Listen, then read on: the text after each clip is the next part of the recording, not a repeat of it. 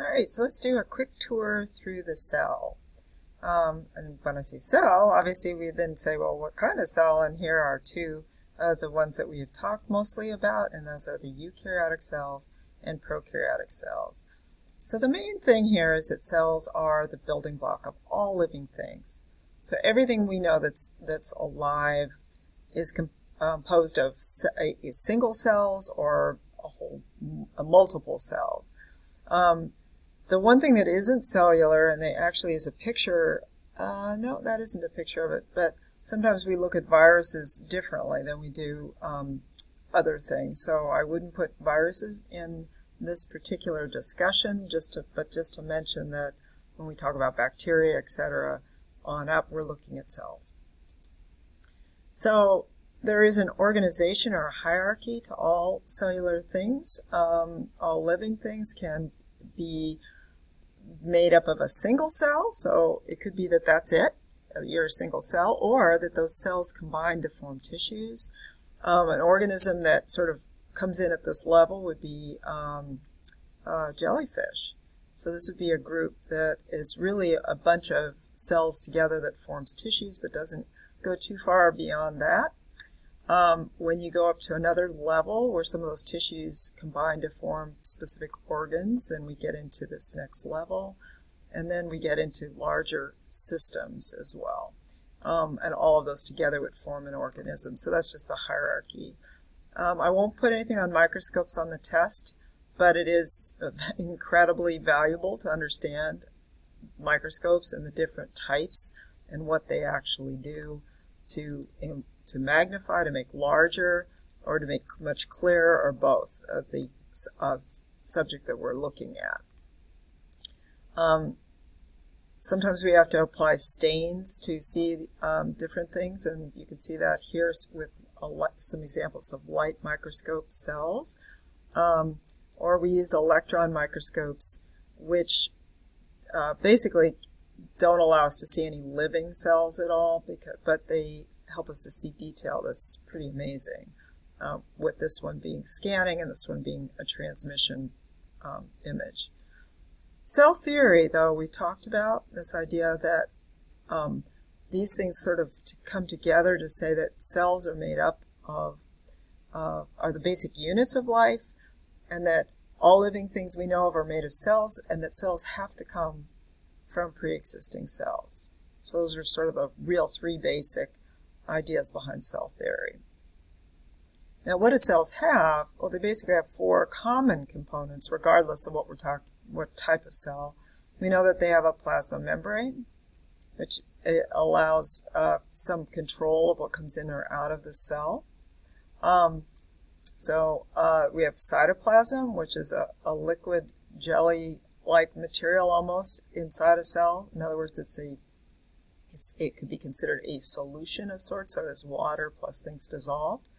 It has DNA, which in this case we're just seeing a single loop of DNA in here. And the other critical thing are ribosomes. So you have to have ribosomes because all things use proteins. Those proteins, remember, they need to make enzymes, so they need to make some kind of a structural component. So proteins are really important even in these small, simple prokaryotic type cells. Prokaryotes, here's some characteristics of them. We already know that they lack a nucleus. They don't really have any membrane-bound organelles on the interior. They have a cell wall that has this material called peptidoglycan. As a group, we generally look at them in two types. One, the prokaryotes or bacteria. We also know that there are the domain of archaea, which are also prokaryotes. We've seen this picture, and we know that these are showing some of the structures that some prokaryotes have or some bacteria have, but not all have this. Not all will have a flagellum. Not all will have these little pili, which is these things sticking out. So this is just a generalized view of it, but there are some that may not have those things. We know, though, that the cell size is kind of important. Prokaryotic cells have really are small compared to eukaryotic cells. and that you want to have a surface area to volume ratio that's large. In other words, a large surface area as compared to whatever volume there is. Because that's in particular true for prokaryotes, because they don't have all these organelles that are specialists at doing things. So they need to have some quick way, really, of getting things in and out. We looked at the factors that limit cell size. As cells get bigger, the volume increases faster than the surface area. Therefore, you get smaller and smaller surface area to volume ratios.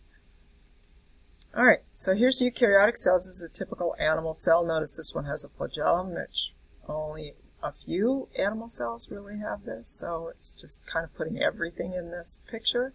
Hopefully you can recognize a lot of the structures in here. We spend a lot of time looking at the membrane in that chapter on membranes.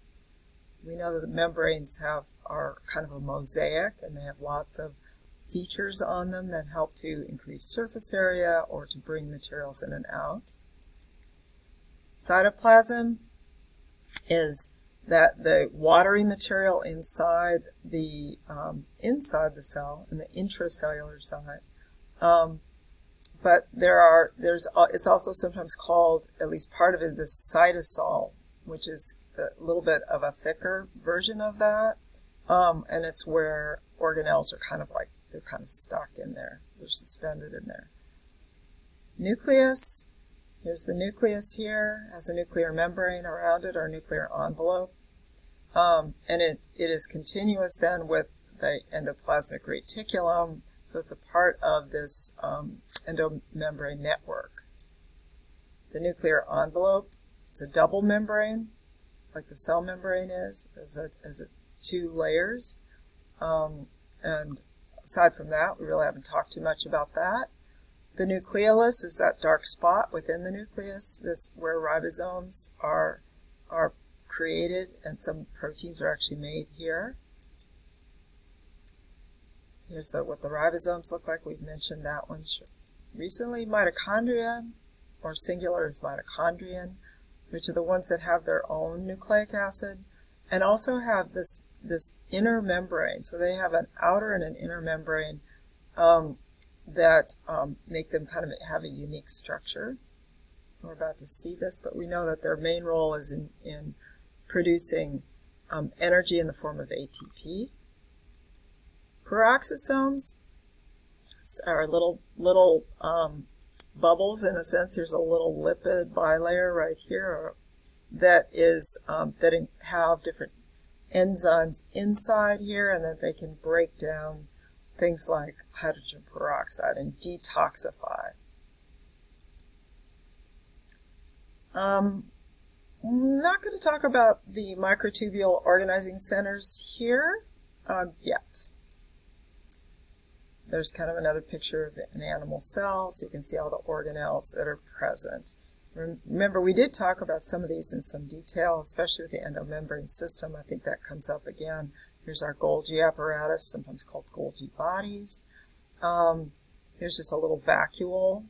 Usually plant cells have really big vacuoles, and it's just a storage container. Ribosomes, which manufacture proteins both on the ER, right, the rough ER, or out in the cytoplasm. Mitochondria, we have this whole set of different microfilaments and things which we call altogether cytoskeleton. There's microtubules, those are part of it too, etc. Plant cells differ in a couple of basic respects. One is that they have this very large central vacuole. Another is that they have a cell wall around that's on the outside of that cell membrane. And they also have these chloroplasts capable of gathering sunlight and creating some sugars that then the mitochondria can do something with. Here's the peroxisomes, we saw that.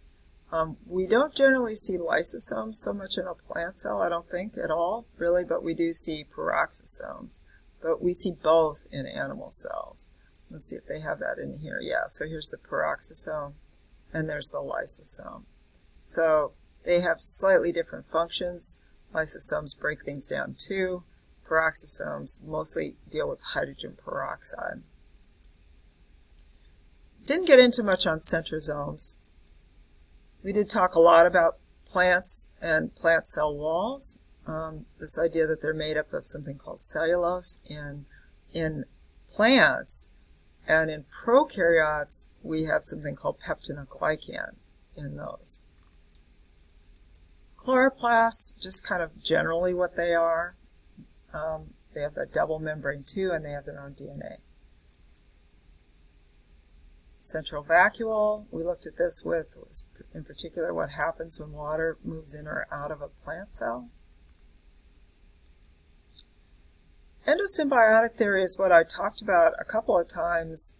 Won't be on the test, but is an important consideration of how cells came to be, and particularly how eukaryotic cells came to be. So later we'll get back to that. There's the eukaryotic cell again, and then remember that that endomembrane system is going to involve nuclear envelope, lysosomes, vesicles, Golgi apparatus, and the plasma membrane itself. So it's this big system really that goes from the nuclear membrane all the way out, and the whole point of it is to make proteins and then to modify them in some way, and then usually to move them out, or to make some other things that would also be a part of many proteins, like some lipid components or etc. There's the lysosomes. The it's a membrane too. It's just like a continuous membrane. That's the endomembrane system.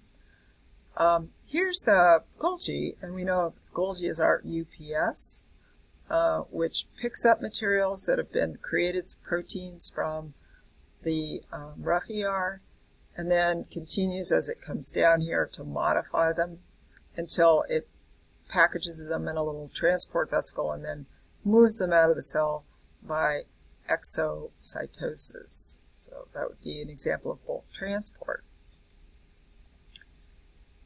We mentioned this already. The rough ER is where ribosomes are. And it also, worth mentioning though, is that the rough ER is where the phospholipids are made. So kind of an important thing right here. Smooth ER is more involved. It's also, it just doesn't have the speckles on it, no ribosomes on it, and it's really involved with a lot of other stuff like carbohydrates and lipids, steroids, etc. Golgi I've already mentioned, and we looked at the cytoskeleton a little bit already. So that's kind of it. There's some other features obviously in cells. We mentioned somewhat about how cells are connected with one another, including on plant cells, these little connecting parts like a window almost between one cell and another called plasmodesmata for allowing materials to pass through. It's a little bit of cell-to-cell communication. There are other types of junctions, including something called a gap junction, which allows for molecules to pass between adjacent cells, particularly in animal cells. So these are just some other things that we mentioned, but I think that's a sufficient tour through the cell. So there you have it.